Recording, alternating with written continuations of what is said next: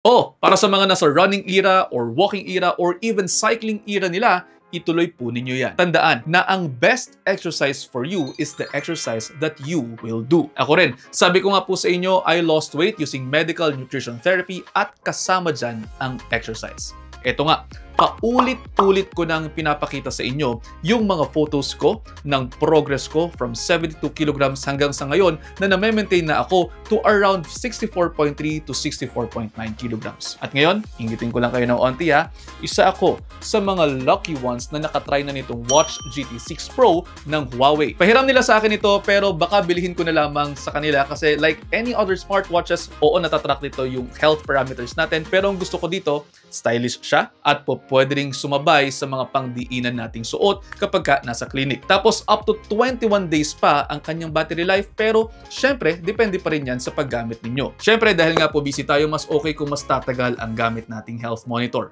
And speaking of monitors, meron din itong monitors for heart kasama dyan ECG, sleep, stresses at ito pa nga meron din itong pang-check ng emotional well-being, workout plans, pati na rin ang inyong form sa pagtakbo. Nache-check din ito para naman kapag nag-exercise tayo, sulit ang ating workout at hindi tayo nai-injure. And again, sa mga nasa running era nila, okay na companion po ito. Pwede rin gamitin itong GCash Watch Pay na naririto po sa ating smartwatch. Gagamitin natin, ipa-flash lamang natin ito for cashless convenience, lalo na kung bibili tayo ng tubig sa convenience store tapos wala tayong dalang pera kapag tumatakbo tayo.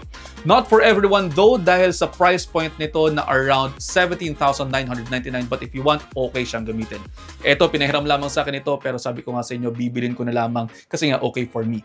Kung kayo gusto po ninyo ng cheaper option, nandiyan naman po ang Watch GT6 for 13,999. At ayun, sana po makapitalize nyo rin po ang technology for your health. See you next time. Ingat!